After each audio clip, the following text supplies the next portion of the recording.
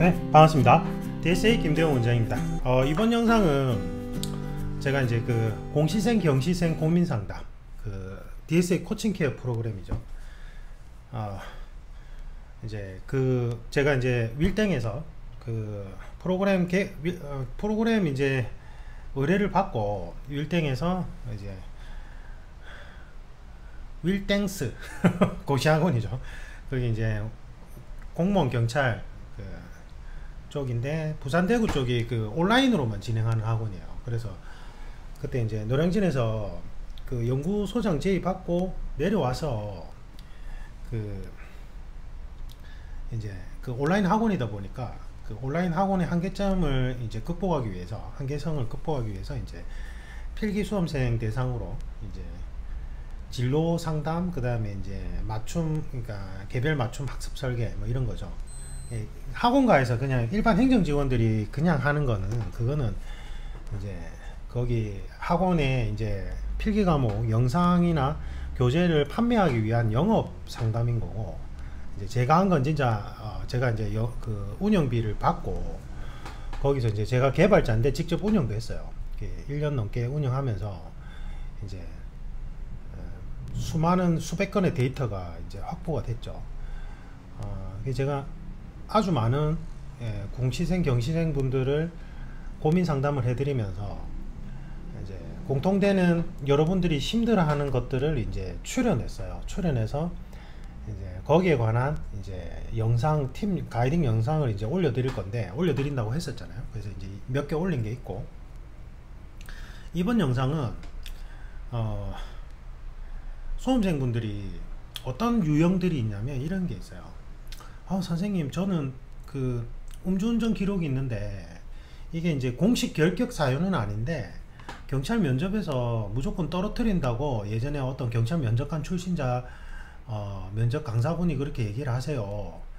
이제 경찰 그렇게 얘기하면서 이제 카더라 통신인 거죠. 그러니까 수험생들끼리 카더라 통신 있잖아요. 뭐 음주운전자는 절대 안 된다. 뭐 정신병 치료 경력이 있는 사람은 안 된다. 그러니까 공식 결격 사유는 아닌데 뭐 이것저것 때문에 안 된다. 뭐 국가직이든 뭐 세무직이든 검찰직이든 국정원이든 대통령 경호실이든 경찰이든, 그러면서 저한테 이제 저는 정말 잘할 자신이 있어요. 그래서 막 온갖 열정을 퍼부어서 이제 경찰이나 공무원 시험에 합격할 자신이 있는데, 이게 나중에 면접에서 이제 그러한 요건들 때문에 저를 떨어뜨린다면 제가 이게 시작하는 게 맞을까요? 안 맞을까요? 계속 이제 고민하는 거예요. 그런 유형이 하나가 있고, 그리고 이제 제가 그래서 일단 뭐 이제 체크해 본다면 괜찮다. 그런 거는 카더라 통신이고 근거가 없다. 우리 합격생 중에는 그 이러저러한 경력이 있는 사람, 비슷한 경력이 있는 사람들도 다 합격을 했다. 걱정하지 마라. 한번 해봐라 해서 이제 하잖아요. 근데 하고 나서도 계속 그거를 이제 머릿속에서 못 버리고, 그게 머릿속에 맴돌면서 공부하는 도중에도 이제 공부가 사실은 안 되는 건데, 공부가 안 되는 걸 합리화시키고 핑계로 이제 그 이야기를 계속 얘기를 하는 거예요. 그리고는 이제 시험은 합격을 못 해요, 결국은. 이제 그렇게 계속 갈팡질팡하는 수험생도 있고, 그 다음에 또 어떤 유형이 있냐면 장수생들, 이제 시험을 이제 계속 붙잡고 있어요. 계속 붙잡고 있는데 체불 경험이 있는 분들은 사실은 논외예요. 왜냐하면 면접에서 한번 떨어진 분들은 일단 필기를 어떤 식으로든 계속 합격할 수 있기 때문에, 체불 경험이 있는 분들은 시기의 차이지 언젠가는 합격하거든요. 그러니까 면접까지 가본 분들은. 그래서 그분들은 논외로 하고, 이제 뭐 5년, 6년, 7년 공부했는데 필기 시험이 계속 떨어지는 거예요. 그런 분들 많아요. 지금 제가 그 전에 올린 영상 중에 제가 이제 일반 요즘에 구급이나 경찰 순경 시험도 이제 그 예전 지금 과목 개편 되기 이전 과목으로 기준점으로 이제 데이터상 통계를 내보면 최소 1년 반에서 2년 이상이 걸린다 얘기하니까 뭐 7급 준비하냐, 그게 말이 되냐, 이런 식으로 아주 무리한 댓글을 달았던데, 어느 놈인지 모르겠지만 그렇게 달면 안 되죠. 그게 뭐 같은 선생이라면 모르겠는데 수험생이 그렇게 그 영상에 어쨌든 뭐 그렇게 선생한테 그렇게 댓글 단다는 것 자체가 면접에서 그거 다 드러나요. 그런 생활 패턴을 가진 거는. 제가 그러거든요. 저기 그 체력반 제가 운영하면서 가르칠 때 한번 이제 자기들끼리 필기 과목 선생님을 무슨 이름을 막 부르면서 막 이렇게 욕을 하면서 얘기를 하는 거예요. 제가 되게 뭐라 했어요. 그런 생활 습관을 버려야 된다고. 그게 언어 습관이나 생활 습관 가치관들이 면접에서 다 드러난다고. 어쨌든 그런 댓글은 저는 무조건 차단합니다. 차단하는데 어쨌든 그렇게 얘기하잖아요. 근데 제가 전국 각지에서 직렬별로 뭐 대통령 경호실 국정원 7급이든 아니면 서울시 7급이든 국가직 7급이든 9급이든 그 다음에 경찰 간부 후보 시험생이든 경찰이든 전국 각지에서 다양한 직렬, 다양한 직군, 뭐 5급, 6급, 공채, 특채 뭐 다 해보면 일반 9급하고 순경 준비생 중에 5년, 6년 차 정말 많아요. 이제 그런 경우는 체불 경험이 있는 경우도 있지만 필기 시험을 우리 합격생 중에 9년을 준비하다가 최종 합격한 사람도 있고 15년 준비하고 최종 합격한 사람도 있어요. 그러니까 이게 워낙 현실에선 변수가 많아서 어쨌든 그건 변론으로 하고 내가 이제 3년에서 5년 이상 준비는 했는데 필기시험에서 계속 저 성적이 안 나오는 거야. 어떻게 해야 될지 몰라. 그리고 이제 자책감에 빠져들어요. 그리고 이제 공무원 시험 준비한 게 아무 도움도 안 되니까 다른데 분야에 뭐 스펙을 쌓은 것도 아니고 선생님 저는 낙오자인가 봐요. 실패자인가 봐요. 제가 어떻게 살아야 될지를 모르겠어요. 이제 막 낙담하는 분들이 있어요. 아까 그분들하고 이분들하고 아까는 초시생들이고 지금 제가 예로 들은 분들은 이제 장수생분들. 그죠? 이제 제가 드리고 싶은 말씀은 뭐냐면 일단 두 종류의 분들이 공통적으로 생각하는 잘못된 전제 조건이 실패를 두려워하는 거예요. 실패를. 그리고 실패했을 때 나는 실패자고 낙오자로 낙인을 찍힐 거야 라는 걸 두려워하는 거예요. 그리고 그 도전했던 시간들이 되게 이제 허무하게 날려버릴 거야. 이제 그걸 걱정하는 거예요. 예.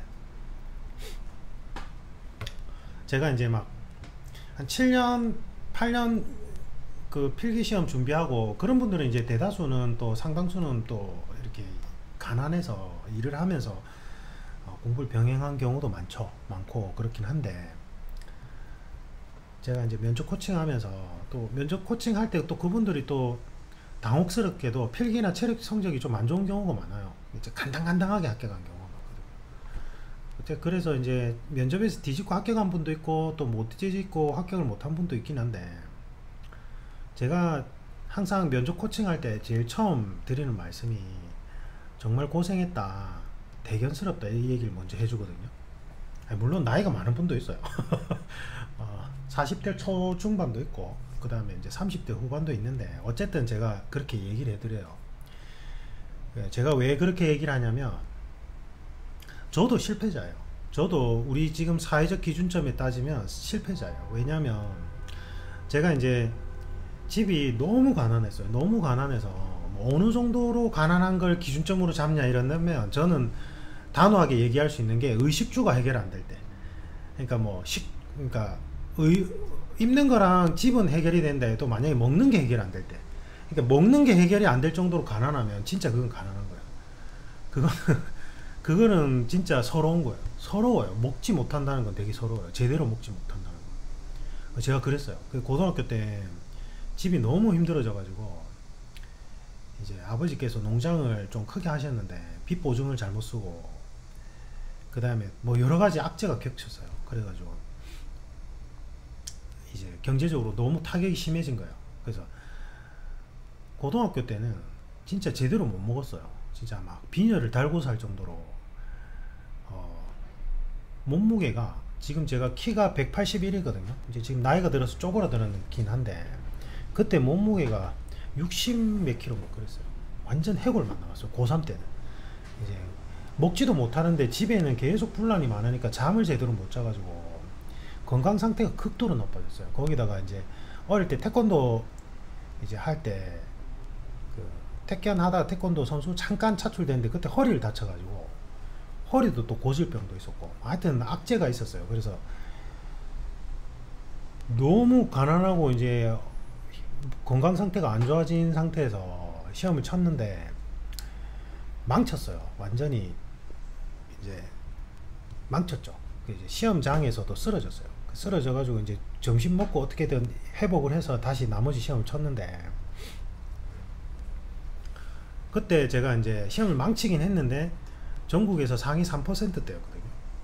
그러니까 뭐 웬만한 대학은 다 갈 수 있었어요. 근데 이제 저는 그 당시 때는 이제 한의학과가 목표였는데, 그때는 경희대 한의학과가 서울대 의대보다 조금 높은 시기였어요. 그때 한의대가 한창 인기가 많았을 때요. 그 IMF 전에 90년대 초중반 때, 이제 중반 때 이제 그 경희대 한의학과가 서울대 의대보다 잠깐 더 높았을 시기가 있었어요. 그 시기 때 제가 이제 경희대 한의학과가 목표긴 했는데, 안 되면 그 밑에 한의학과 한의대라도 가려고 했는데, 이제 상위 3% 나오니까 한의학과는 진짜 좀 간당간당해서, 진짜 지방에 이름 없는 대학의 한의대는 진짜 잘하면 넣어도 될까 말까. 근데 그때는 한의대가 워낙 인기가 좋을 때라서 거의 불가능했고, 약대는 가능했어요.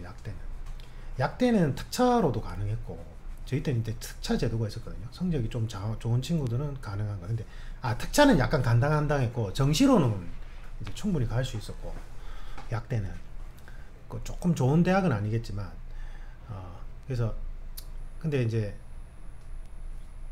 제가 그때 당시 때 어떤 생각을 했냐면, 저는 실패했다고 생각했어요. 시험을 실패했다고 생각했고, 그게 너무 억울하고 분한 거예요. 그게 내가 내 건강을 조절 못한 건 어쨌든 내 책임인데, 그때는 어릴 때니까 부모님도 원망되고 막 오만 환경이 다 원망이 되는 거예요. 그냥 내가 최소한의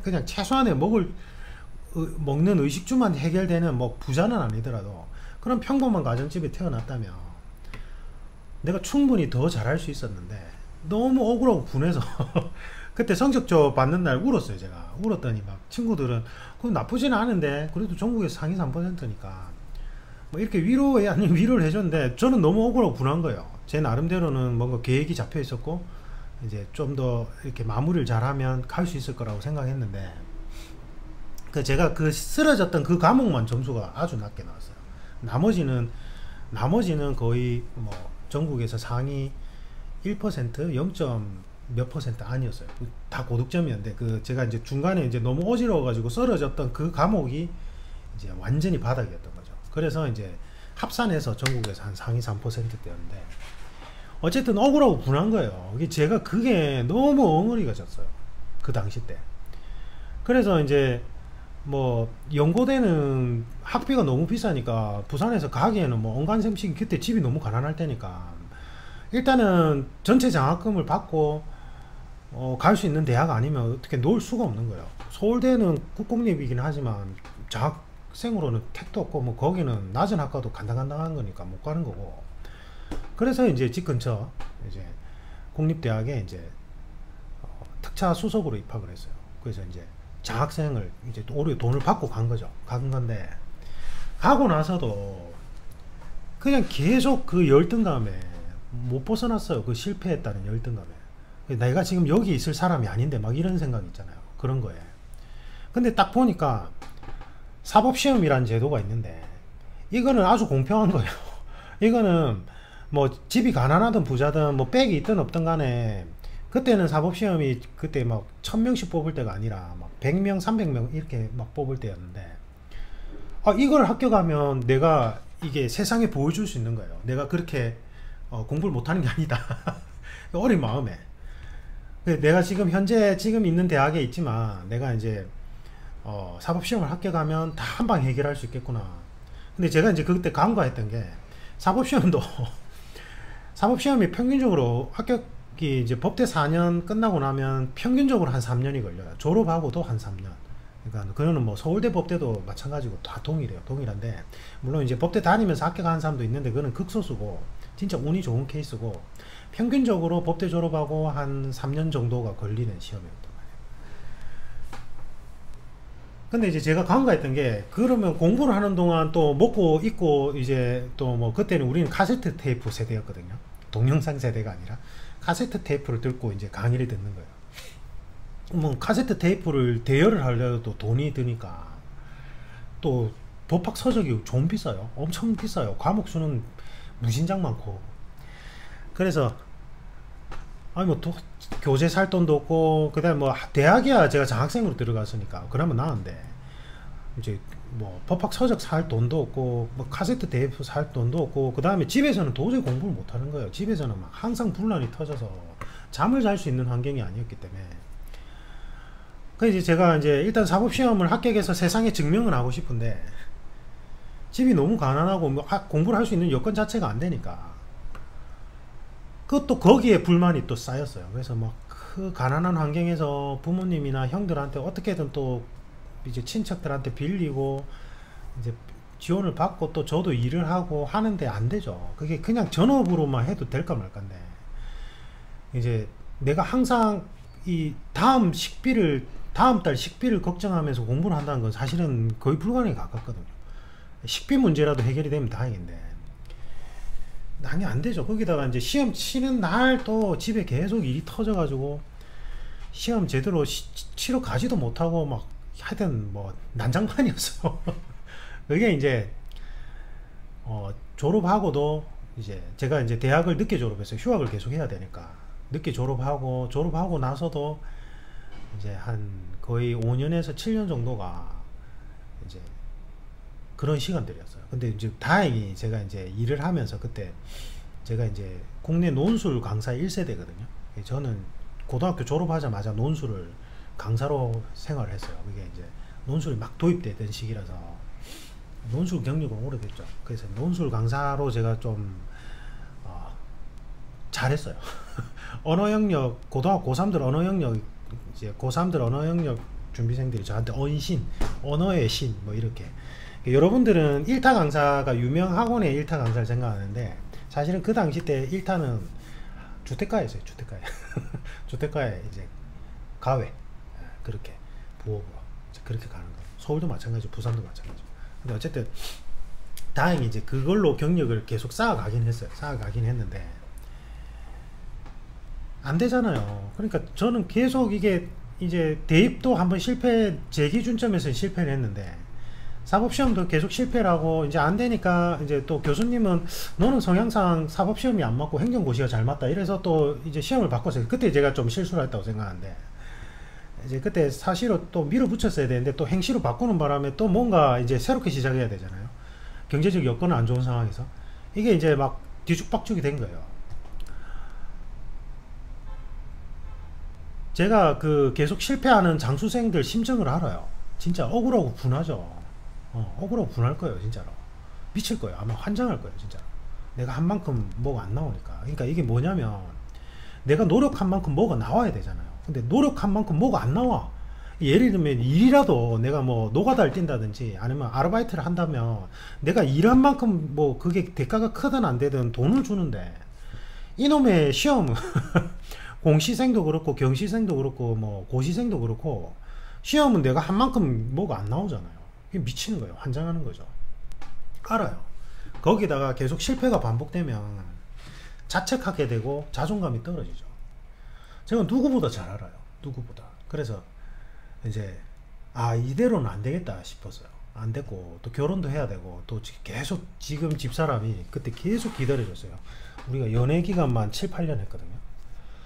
제가 이제 장인어른한테 이제 결혼 승낙받으러 갔다가 진짜 맞아 죽을 뻔했어요. 진짜로. 너무 오래 기다리겠으니까.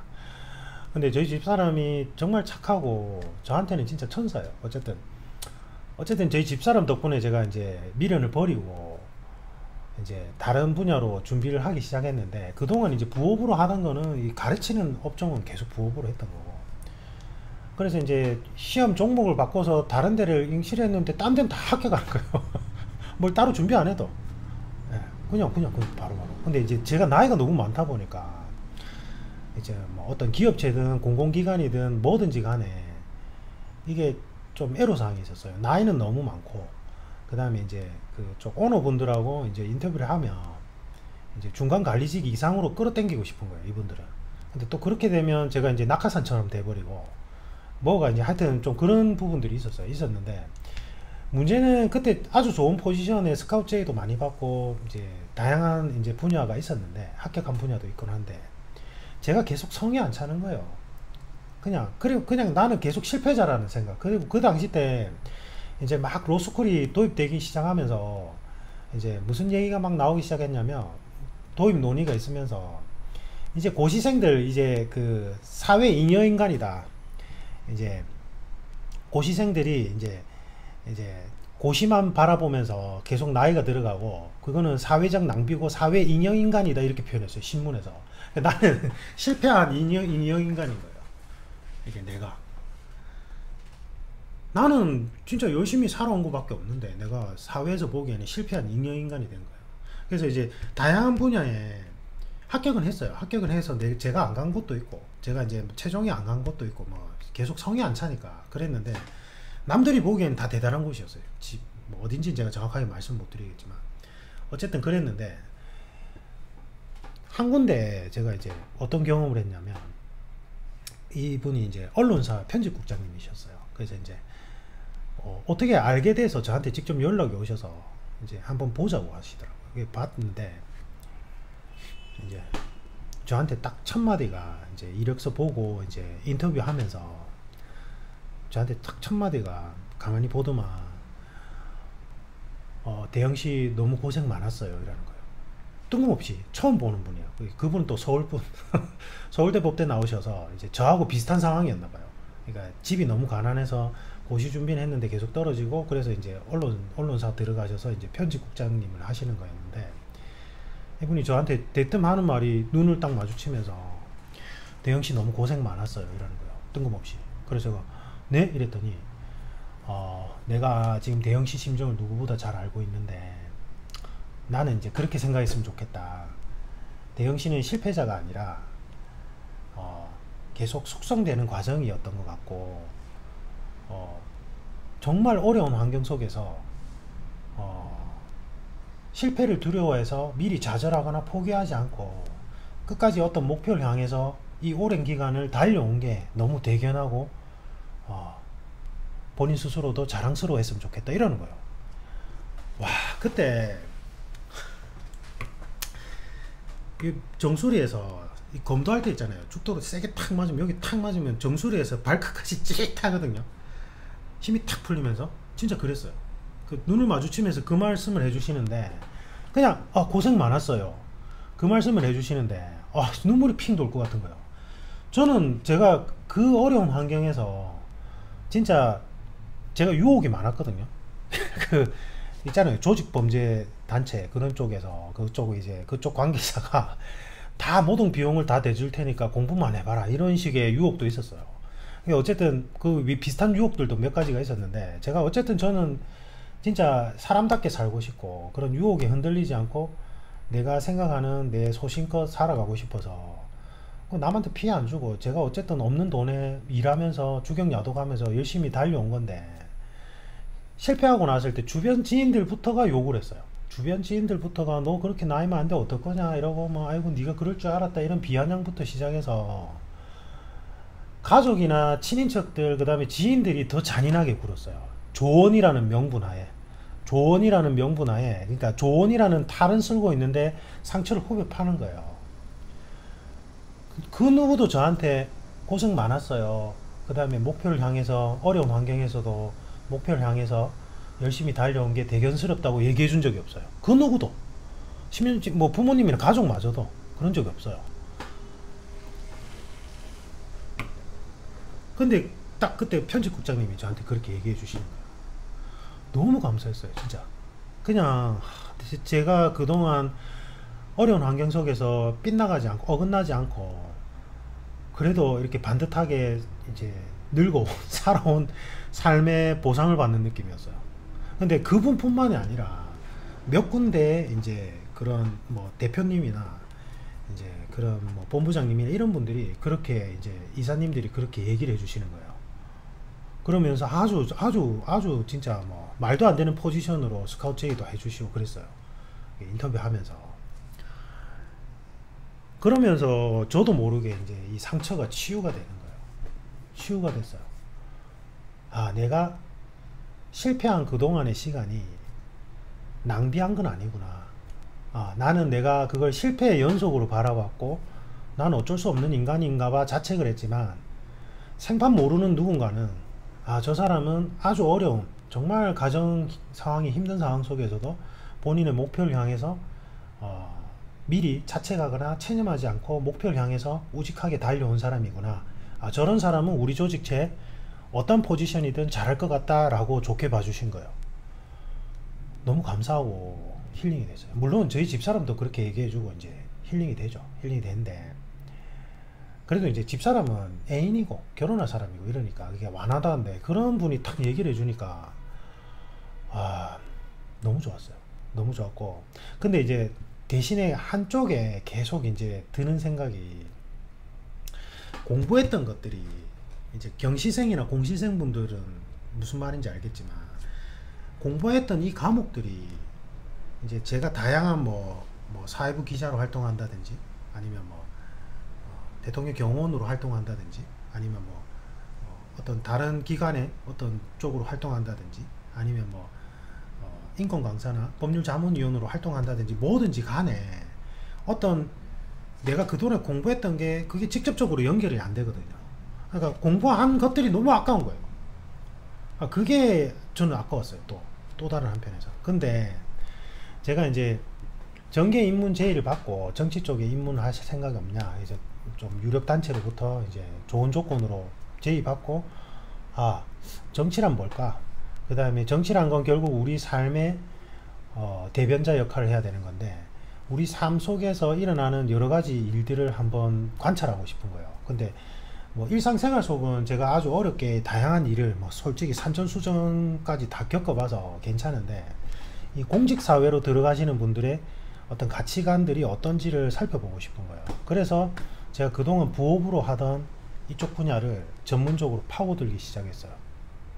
그래서 이제 여러 가지 세미나나 자격증, 그 다음에 다양한 이제 자격 취득하고, 제가 이제 프로그램 만들고, 어쨌든 제가 이제 면접이나 이쪽 계통에서는 1세대니까 코칭 프로그램 만들고, 이제 여러 가지 기업체나 이제 강사들 교육시키고 하면서 제 나름대로의 이 가치 기준점을 만들어가기 시작했는데, 제가 그때 사법시험이나 행정고시를 준비하면서 공부했던 것들이, 제가 이 심층면접 프로세스를 개발하면서 이제 외적 갈등 기준점은 어쨌든 헌법학이 활용돼야 되고 사회과학 여러 가지 이론들이 활용돼야 되거든요. 근데 전에 공부했던 게 바로 도움이 되는 거예요. 그때 깨달았어요. 제가 내가 공부했던 것들이 어떤 식으로든 내 인생에 도움이 되는구나. 그게 그때 깨달았어요. 결론은 실패를 두려워하지 마세요. 이제 공식 결격 사유가 아닌데 카더라 통신만 믿고, 제가 음주운전 경력이 있는데 안 될 것 같아요, 빚이 너무 많은데 나중에 면접에서 걸릴 것 같아요, 이런 걱정은 쓸데없는 걱정이에요. 일단 도전하세요. 도전해서 필기시험 무조건 합격해보면 그때 얻어지는 성취감이 분명히 있고, 면접에서 설사 그 카더라 통신과 같이 그러한 요소로, 절대 아니지만 만약에 그러한 요소로 떨어진다 하더라도 그동안에 여러분들이 어떤 목표를 향해서 달려온 시간과 여러분들의 노력의 흔적들은 여러분들 삶의 커다란 자산이 돼요. 진짜로. 제가 그건 장담할 수 있어요. 저도 실패자라서 그런 기준점에서는 이다 아니다 말할 수는 없지만, 제 경험칙에 의하면 그건 커다란 자산이 돼요. 진짜로. 그 다음에 지금 5년 6년 차 이상 계속 필기시험이 안 되고 떨어지는 우리 장수생분들은 제가 드리고 싶은 말씀은, 괜찮아요. 잘했어요. 진짜 잘했고, 고생 많았어요. 고생 많았고, 여러분들한테는 두 가지 길이 있는데, 조금 더 준비를 해서 진짜 이쪽에 목숨 걸고 한번 승부를 볼 것인지. 그랬잖아요. 9년 공부하고 합격한 분도 있고, 15년 공부하고 합격한 분도 있어. 순격. 근데 9급하고. 그리고 어떤 분은 9급에서 면접에서 떨어졌는데 오히려 7급 면접에서 합격한 경우도 있어요. 코칭받고. 서울시 7급. 그러니까 인생은 몰라요. 그러니까 지금 계속 연속으로 실패했다고 해서 그 다음도 실패라는 보장은 없어요. 실패할 수도 있고 성공할 수도 있는데, 여러분들이 끝까지 포기하지 않고 좀 더 달려가는 방법도 있고, 아니면 이만큼 했으면 됐어, 이제 또 다른 나의 삶을 찾아가 보자 라고 하셔도 돼요. 둘 중에 뭐든 상관없고 여러분은 절대 실패자나 사회 인여자가 아니에요. 오히려 목표를 향해서 그 목표를 향해서 열심히 달려온 사람인 거예요. 물론 이제 공부 안 하고 놀았다면 그건 아니고, 그건 해당이 없고, 내가 열심히 했는데도 계속 이제 어떤 외부적 상황이나 운이 없어서 계속 시험에 점수가 잘 안 나온 경우, 그런 경우 얘기하는 거예요.